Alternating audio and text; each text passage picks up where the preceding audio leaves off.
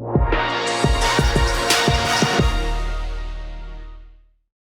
next speaker is Philippe Tremblay. Philippe is a product manager at Maya HTT in Montreal, Canada. Philippe has been at Maya since 1988. He's responsible for the SimCenter FEA model correlation and FEA model updating software. Philippe's paper is entitled Spacecraft Model System Testing, Correlation and Test Simulation. So if we'd like to play Philippe's video, that would be great. Hi, my name is Phil Tremblay, and I've been working at Maya HTT since 1998. In this presentation, I'll discuss the pretest, correlation, and model updating projects that were performed on a recently launched spacecraft. The RadarSat Constellation mission consists of a trio of Earth observation satellites. Maya was responsible for the structural design and for the structural simulation of the spacecraft.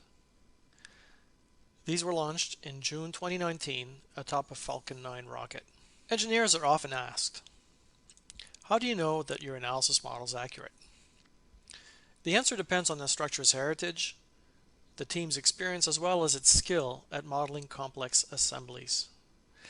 In the case of spacecraft systems, the loads are derived from coupled launcher spacecraft simulations, and hence the spacecraft model must be accurate.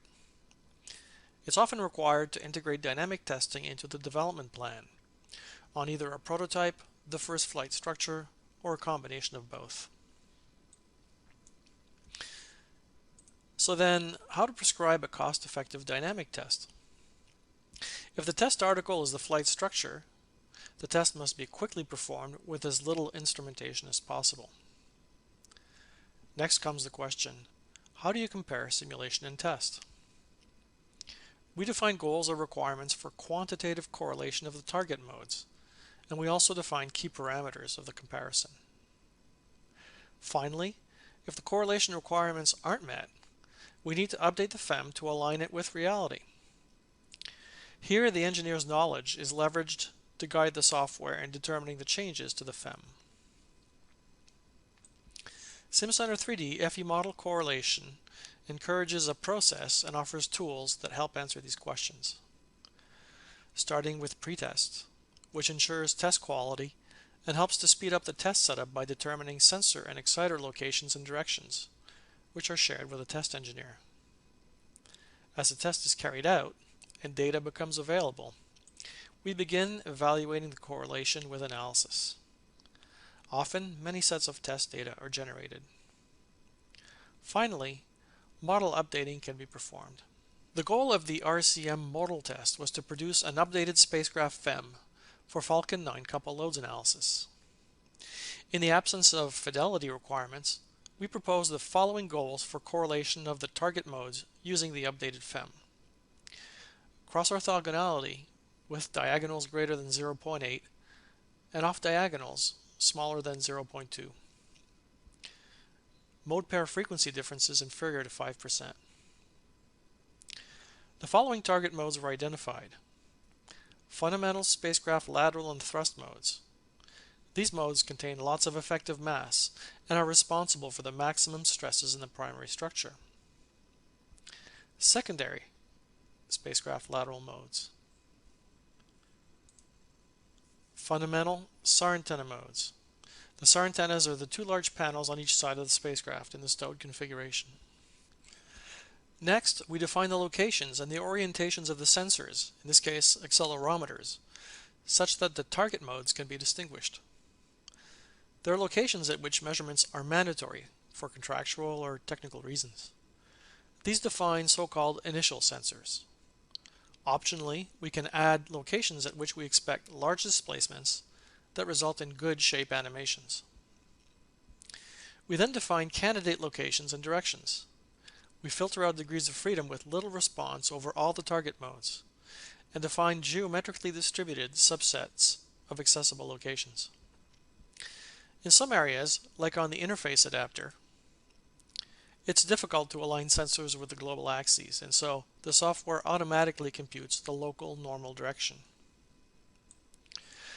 The maximum off-diagonal modal assurance criterion algorithm, or MODMAC, takes the initial sensors and then sequentially adds candidates until the AutoMac matrix off-diagonal terms are below a user-defined threshold. Next, we need to define suitable locations at which the structure can be excited. We determine exciter candidates from the externally accessible sensors. In order to reduce the number of exciters, we instruct the code to consider off-axis rotations of 30 or 45 degrees. The normal mode indicator function algorithm, or NMIF, determines the fewest possible degrees of freedom to excite all the target modes. Next, we need to define a wireframe which connects the sensors and allows the test engineers to visualize the test and analysis mode shapes. A wireframe can be defined using the following methods: automatically, using the sensor locations, and an algorithm to connect them; manually, for example by graphical node selection, or using a combination of both these techniques. For example, you can hand modify the automatically generated wireframe. The test analysis model, consisting of 125 uniaxial sensors, 2 exciters, a wireframe, and the analysis modes reduced to the sensor degrees of freedom, is then sent to the test engineer. It's expected that the test engineer may need to modify the test instrumentation, for example, move an exciter, in order to measure quality data that's suitable for shape extraction. There were over 40 different sets of measurements done during the RCM model test, with different input signals, force levels, stingers, exciter locations, and active sensors. Given the amount of back and forth during and after the test, it's essential that the interface between test and simulation be as smooth as possible. It's of course necessary to support legacy data formats, such as the universal file. However, the increasing demands on data exchange can be better achieved via a dedicated native formats. The normal modes of the large spacecraft FEM, consisting of over 1.1 million elements and 1.5 million nodes, were correlated with the shapes from the tests that displayed the best data quality. Sensors were added at the interface plate between the adapter and the concrete floor, as we were concerned with the effect of the floor and underlying soil on the dynamics of the spacecraft. SimCenter Nastran Gaussian reduction was used to generate a reduced mass matrix at the equivalent sensor degrees of freedom. Orthogonality between the test and analysis mode shapes can be assessed via the matrix plot, as well as the automatically generated mode pairs. A value of 1 indicates perfect alignment, while 0 indicates perfect orthogonality. Model Assurance Criterion, or MAC, is a scalar measure that indicates the degree of agreement between reference and work shapes. A value of 1 indicates perfect correlation. It's possible to identify which sensor degrees of freedom contribute to a poor MAC value and automatically remove them from the sensor set and hence from the correlation. On the left, the original MAC matrix. Selecting a cell for which we want improvement, and then defining a target MAC value, the software removes as many DOFs as required to achieve the target, and we obtain an updated MAC matrix on the right. Whether or not the DOFs should be removed is an interesting question. A faulty sensor is an obvious candidate for removal. In this example, 7 sensors are taken out to help distinguish 2 modes that are much closer in test than in the simulation. It's been suggested that small change in the length of the shape vector could be justifiable. Once you've established the degree of correlation between test and analysis, you may need to improve the correlation by updating the FEM. Using engineering judgment, you define design variables that are allowed to change. These can be material properties like Young's modulus or physical properties like shell thickness. Let's look at this sensitivity-based process in detail. First, you need to define a solution 200 model update solution, which computes the sensitivities. You define degrees of freedom for reduction, which can be either modal or physical. The latter is Gaussian reduction. You then create a model update solution process, which uses the SOL200 model update solution as work, and the test reference solution as reference. You define the targets to use in the optimization. These should be the frequencies or shape metrics for the target modes. You can define global or individual weights, modify the design variable bounds, and then select one of the three optimizers. Since the solution 200 sensitivities are linear, they must be recomputed. You resolve the Nastran solution 200 model update solution with updated design variables, refresh the model update, and optimize once more. Finally, you update the FEM. Some key features of the model update process. Defining a model reduction in the first step allows the optimizer to quickly solve the reduced dynamic model using updated design variables at each iteration. Mode shape targets are based on MAC or cross orthogonality. This allows you to converge on your specific shape correlation goals. Optimization targets can be frequencies or the frequencies and shapes of your target modes. This allows you to also converge on your frequency difference correlation goals. You can manage your design variables by freezing them, manually modifying them, or by changing their upper or lower bounds. You can easily reset them to their starting value of 1. Updating the FEM means updating the SimCenter 3D FEM part, which can be leveraged in any number of simulation parts and multiphysics solutions. No external file handling is required. Now the tricky part: what to update in the FEM. Much of the uncertainty in the FEM stiffness comes from structural interfaces, like bolted joints. Bolted joints are complex nonlinear assemblies which behave linearly when properly designed. There are more and more options to simulate them, for example, solid models of bolts with preload, contact, and glue. On the other hand, simple and traditional rigid element spring combinations provide solution efficiency, since contacts don't need to be established, and also because dense bolt and washer meshes aren't required. These also provide the ability to optimize the spring stiffnesses in the model update process. If you know that you're going to perform an update on your FEM, then you can define interface elements that can be tuned, like springs or beams. You can also define meshes around joint locations, to which you assign special materials, the properties of which can be tuned. So there's an overhead in defining the material's physical properties and meshes that will be used to update the FEM. FEM updating may require a significant number of design variables, for example, due to a high number of structural joints or zones with different laminate layups. Several hundred design variables are possible. So it's important to be able to quickly define these design variables by selecting one or more material or physical property tables, as well as the fields, for example, area, modulus, thickness that you want to vary. In the case of the RCM finite element model, the following structural joints were specifically identified for updating: the Sarantena deployment cup cones, the discrete interfaces between the bottom of the bus and the interface adapter, the contact area between the interface adapter and the payload attachment fitting, which are held together with a preloaded clamp band, and the joints between the test interface plate and the concrete floor. We developed a 3D FEM of a region of concrete floor below which the soil was modeled using spring elements. The tables show the properties which we assumed to define the materials. This provided a prediction of the drop in frequency for the fundamental, lateral, and thrust modes, all of which exhibit significant effective mass. An equivalent 2-degree of freedom method was identified, which allowed us to predict the frequency shifts using a simple spreadsheet.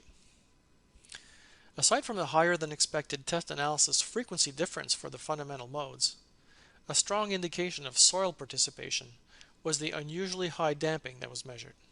The correlation and updating effort was complicated by the floor dynamics. Substantial analysis time would have been saved had proper boundary conditions been ensured, which, on the other hand, would have incurred significant cost and schedule implications. The deployable solar array finite element model was updated by the contractor, and we also added air mass in the spacecraft FEM.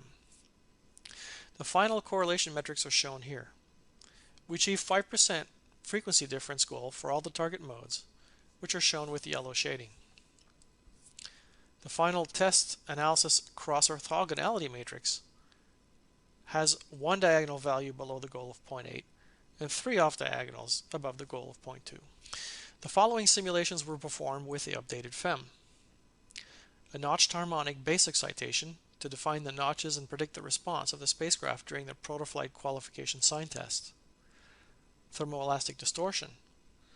Temperatures were mapped from the steady state and transient thermal simulations. Stowed, partially, and fully deployed SAR antenna configurations were considered. We performed vibroacoustic simulations using the Falcon 9 acoustic field, comparing panel responses to unit random specifications. We also performed handling and access simulations. Thank you very much for your attention. Well, that concludes the video from Philippe. That was a very, very interesting, a very thorough presentation that we saw there, Philippe. And I believe, Philippe, you're able to answer live questions now? Yes. Okay, great. I was interested in the way you selected the modes. Particularly interested in, I think you said you're using Guillen reduction to help focus on those modes? Correct. Okay. So that, I guess, was that helped by your process, or is that still a kind of a judgment call? How you approach the Guillen reduction? It's a judgment call whether to use orthogonality, in which we use a reduced mass matrix and then Guillen reduction, or MAC as a criterion for mode correlation, mode shape correlation. It really depends on, if heritage and there are many ways to approach that, I guess. Many people have different ideas about that. But so you're essentially giving the tools, giving the information to help the engineer make that judgment call at that stage. Correct. Okay. That's very interesting. You also mentioned the nonlinear aspects of, I think, particularly the soil, but then you also mentioned bolts. I'm having trouble right now with bungees, which are nonlinear. So I was the basic message to explore the nonlinearity and then linearize it in the model? Well, a bolted joint should not behave nonlinearly Right. in nominal operating conditions. And really, if you're going to do a modal dynamic test, you should ideally your structure should not behave nonlinearly. Yeah. And so the soil dynamics was a bit of a curveball for us.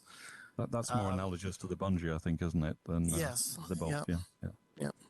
Sorry, I interrupted you. Please carry on. No, so this was this was a slightly it was unexpected that we'd have to go into that level of detail in terms of the boundary conditions, and undesirable. Really, you'd like to use a seismic block to support your such a large structure, but it was not possible for us. So that really made things a lot more difficult. Mm-hmm. Again, the idea is to try and identify the nonlinearity and match that to a close linear solution. Yes, if possible, yes. Mm-hmm. Mm-hmm. Yes. I may be calling you about my bungee problem at some point. It's well, difficult area. And one final thought was your design variables. I guess you also used like idealization abstractions, like using springs for the seismic support or for the ground support. Were there other areas where you would, from an engineering judgment call, say, I want to set this up as, say, a spring stiffness, then I can tune it much more readily than, say, conventional fixed elements?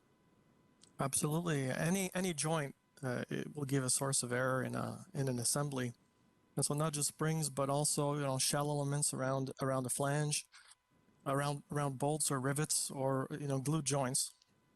Even you can use Young's modulus for the adhesive that would be holding those parts together.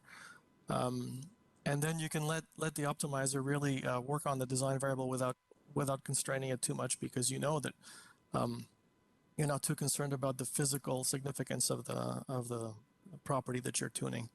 You're just trying to match the stiffness of a really complex assembly.